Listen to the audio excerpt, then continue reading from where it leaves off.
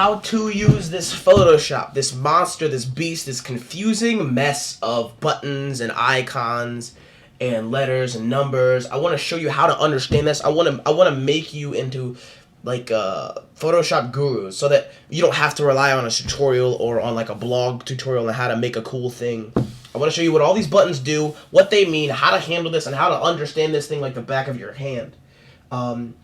So the first thing we're gonna do is go over like probably the first 5 tools over here, and you may be thinking to yourself, well, Daniel, this is boring. I want to go create something that looks awesome that I can go show off to your friends, show off to my friends. Listen, if you don't want to rely on YouTube or rely on a tutorial every time you want to come up with something cool, you need to understand how this stuff works. That's what I want to show you right now. That's what I want to get through to you.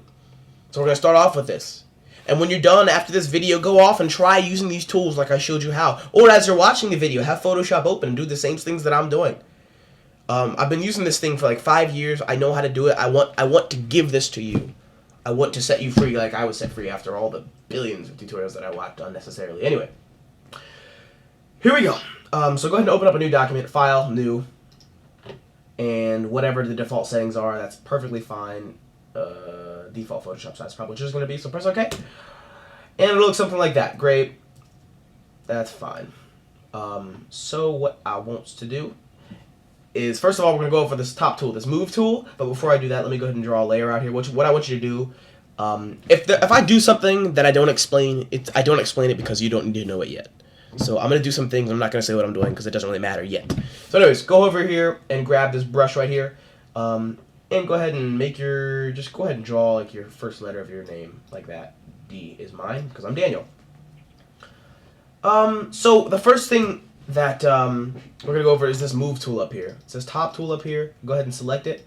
And what I want you to do is go ahead and click and drag this thing around. You might get something that says could not complete your request, blah, blah, blah. Go over here to this background layer, double click, and press OK. Ignore what I just did. It doesn't matter. Like I said, click and drag. So you can see basically the Move tool does exactly what you think it would do. Pretty self-explanatory. It moves. You're going to see these these gray and white squares. Basically, that is the transparency. It basically shows that if you save it like this, it's going to be transparent back there wherever you see those squares. Anyway, so that's what the Move tool does. It's pretty cool like that. Not much else. That's all it does is move stuff around. So I want you to come over and I want you to undo what you just did by pressing Command Z. Which you will find, or Control Z if you're on Windows, which you will find doesn't work. So what you need to do is come over to this, where it says Window, and I want you to click on this History button. And it will pop up this little box over here. Click and drag down. Beautiful thing about Photoshop, it records all the moves you've made. So I'm having a tough time with this. Click and drag down, and you'll see what you've done. Go ahead and click on Untitled 1. Beautiful.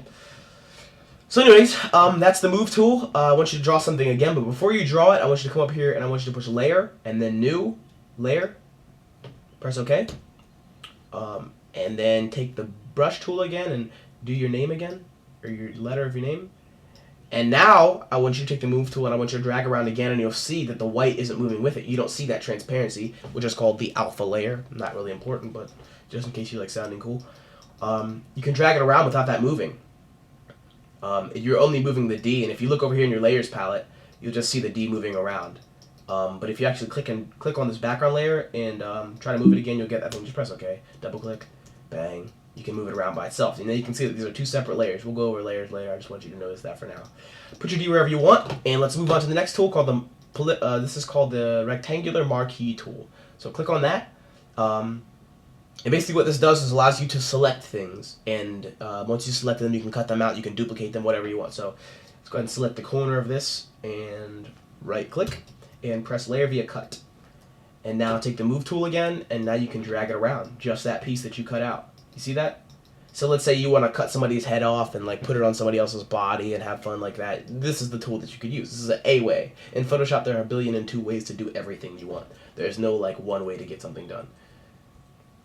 So anyway, undo what you just did. Come back up here to, let's see, click on the Move right above Rectangular Marquee. And now it'll be one piece again. So that's that, the Rectangular Marquee tool for selecting things, cutting them out. You select it, right click, and it gives you a whole bunch of options.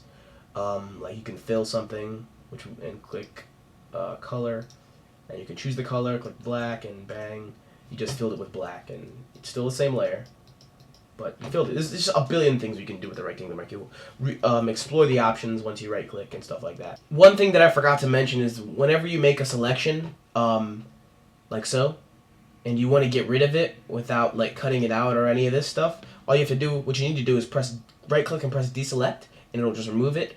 Or you can press Command D or Control D to deselect and do the same exact thing, just without having to right click and all that stuff. Next off, I want you to right click on the rectangular marquee tool, and you'll see these other options. See, there's the rectangular marquee tools, the elliptical marquee tool, the single row marquee tool. Click on the elliptical. You can see just the different ways you have of selecting stuff like that. I'll show you the practical uses for these things later. Moving on to the next tool, we have the polygonal lasso tool. I'm sorry if this sounds so boring, but we got to get past it to get to the cool stuff. So bear with me. Polygonal lasso tool. Basically, what this does is it allows you to select things freeform. So you click and you drag and you click. And when you click, it makes a new angle, and you click and move it around. You can kind of make a shape or whatever. And it's selected like the rectangular marquee tool, but you decided what shape you wanted it. It doesn't have to be elliptical. It doesn't have to be rectangular. You decide. So if I wanted to cut out this D, right? I come down here and I click around it. Bang, and then I right click and I push maybe cut. Basically cut it out, and now I cut out the D and I moved it around. And you can see the pieces that I missed are still there because they weren't cut out. And I can move those layers independently over here on this layer. Layer 1 will be those pieces. So that's what it does, basically. So if you want to cut somebody's body out and move it around the picture, this is the way you would do it, polygonal lasso tool. But like I said, there are a billion ways to do everything in Photoshop. So there's a polygonal lasso tool, there's the regular lasso tool, where you can just click and draw. And that's truly freeform. So like I drew that and I push layer via cut. Now I can move that around and do whatever I want with that. You see? You can really like draw something, but it's harder because you're using a mouse. So I recommend the polygonal lasso tool over the lasso tool. I use Photoshop almost every day, and I hardly ever touch the lasso tool like that. So I recommend the polygonal lasso. So right click and get back to that. Now, undo all this stuff and come back up to untitled. Create your new layer again. Press OK and draw your letter again. I'm going to go for J this time for Justin, because that's my middle name. Anyway, it doesn't really matter what you do. Next tool is the, what's this called? This is called the quick selection tool. Basically what this allows you to do is select whatever you want without having to use that lasso tool or the marquee tool. You just draw inside of it, right, a little bit, and it'll basically select it for you. Now, something is up right here, and I'm not sure what it is. Okay, so let me get back to this quick selection tool.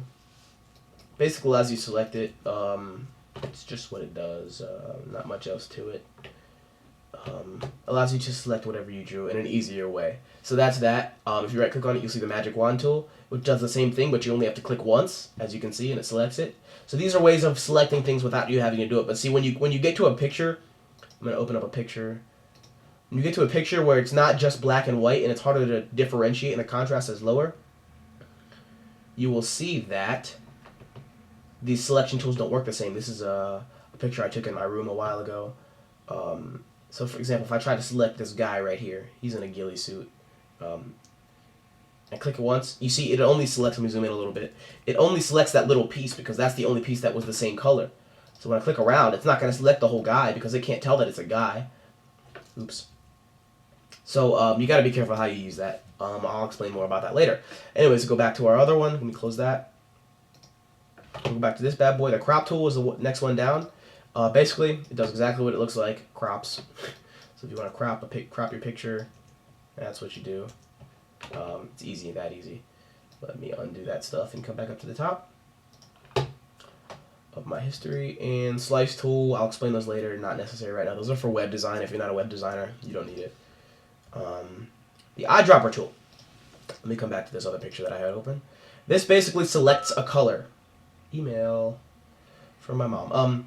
This selects a color. So let's see, down here you have your foreground color.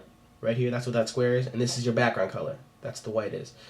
So if I click in the picture somewhere on this green, you'll see my foreground color changes to that green, or on this black, changes to that black, or wherever you click, it'll change it. When you click, if you don't have this little wheel that pops up, ignore it because it doesn't really matter. If you click these two arrows right here and you switch them, you'll see that it switches the colors. So click it over and over again, it'll switch the colors.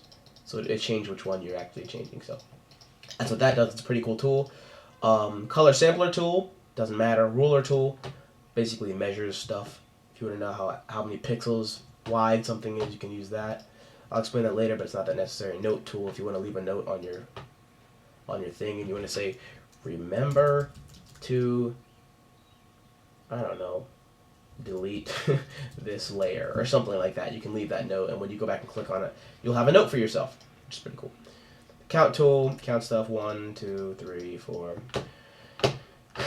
There are practical uses for them, but they're not necessary for what we're going through. So these are just the first 5 tools. Use them, go and open up your own documents, play around with them, learn how to use them, and I will go over the next 4 or 5 in the next video I come out with. Thank you for watching. Again, you need to know this stuff if you want to go out and create cool things later. We're going to get to this stuff. We're going to create some awesome stuff. But anyway, thank you for watching. I appreciate it. My name's Daniel, or MacBull18. Thanks for watching. Please subscribe and rate and comment if you enjoyed this video. If it was helpful, I would really, really greatly appreciate it. Thank you. And I'll see you guys in the next video.